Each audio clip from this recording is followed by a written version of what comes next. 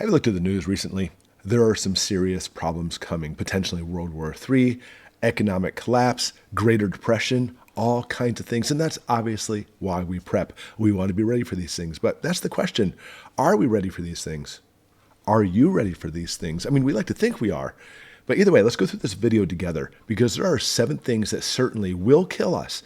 Even though we're preppers, we think we're ready for it. These 7 things will kill you, and we have to make sure we get even these things taken care of too, so we are ready. Let's go through it because you know what? That's why we prep, so we will survive. Number 1, got food? How do you store it? And so many problems can occur, obviously, and it's not simply just about rotation and spoilage, which obviously is something you should look out for. Well, do you freeze your food?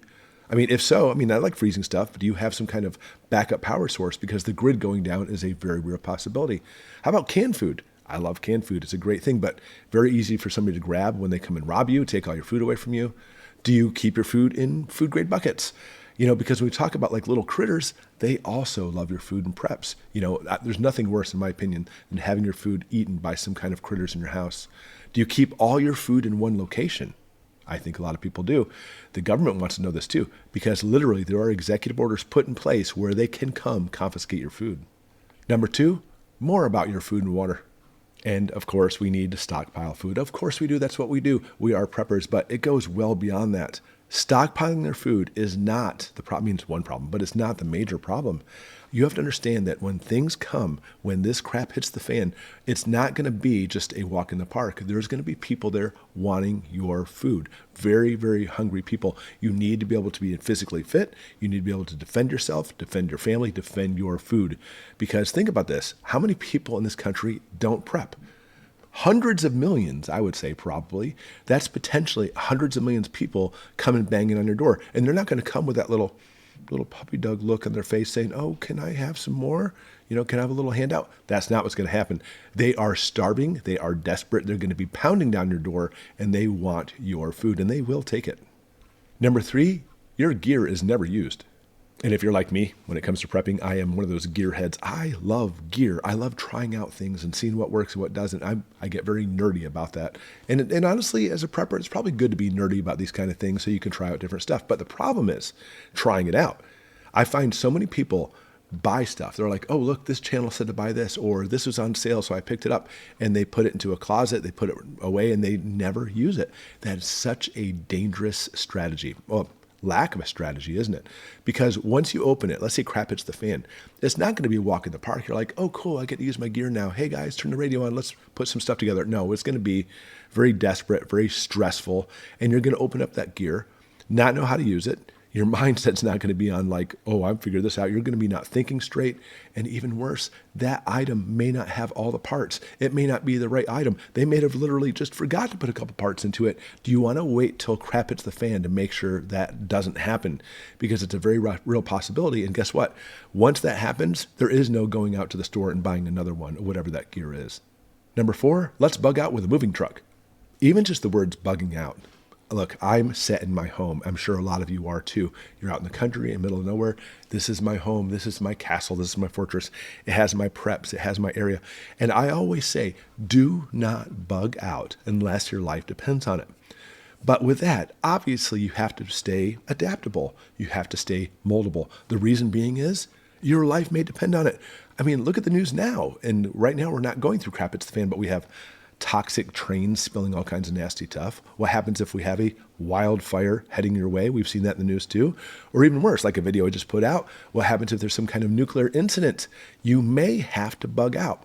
And one of the problems is when it comes to bugging out, I mean, if you could try to set it up, maybe, so you have a bug out location. I mean, that you should have, by the way.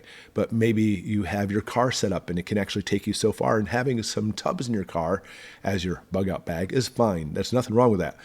But your car may not work. You may not be able to go too far with it. You may not have enough gas. And you can't depend on having all those tubs in your car. You need to look at having some kind of bag or backpack.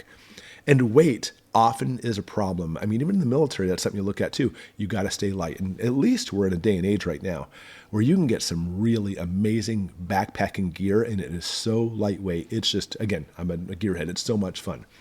20% of your weight is the ideal weight, even up to 25%.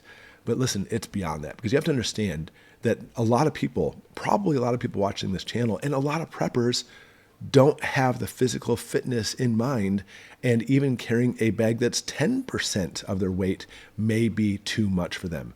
I still think you should shoot for 20%, but you need to practice with this.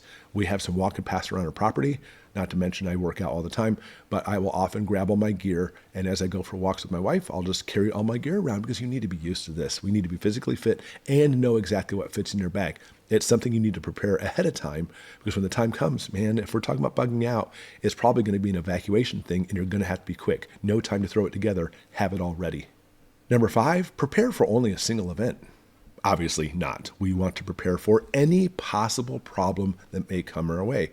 And this is a big one too, by the way, because we like to have mindsets. And it's funny because when I talk to followers on the channel, this person is adamant that we're going to have a power grid going down, which honestly I think we will.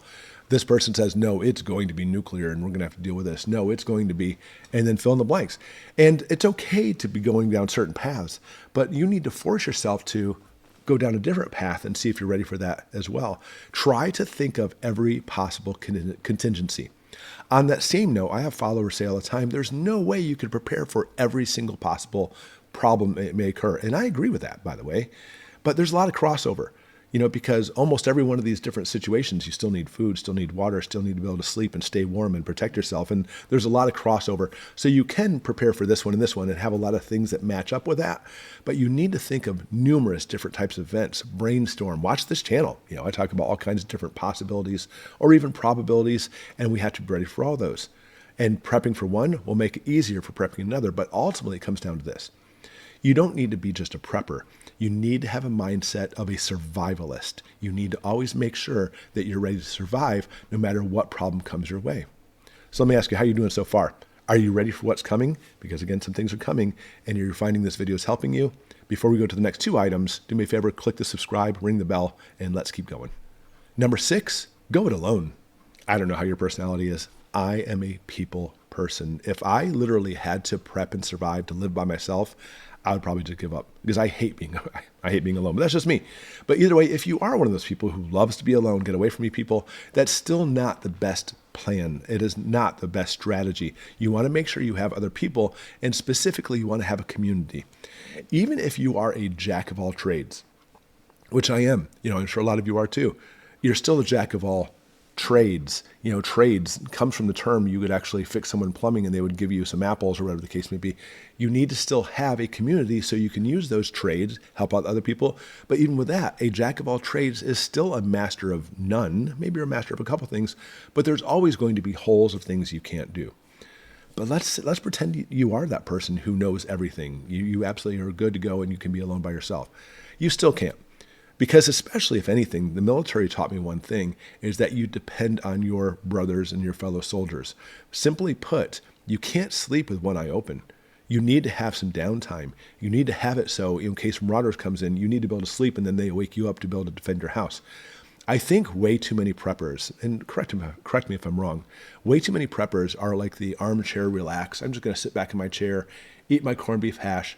I've got enough my solar generator to watch reruns of the X-Files, and I'm going to just live out the next 20 years by myself, just enjoying my nice fire and wood and such, and not realizing that those hundreds of millions of people also want your nice relaxed chair. They also want to watch the X-Files, and they want to steal your ramen.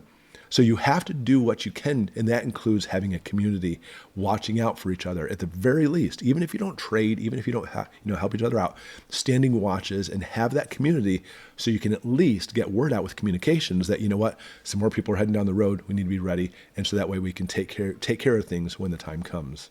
Number 7, you are a target. And out of all of them, this is probably the most important one.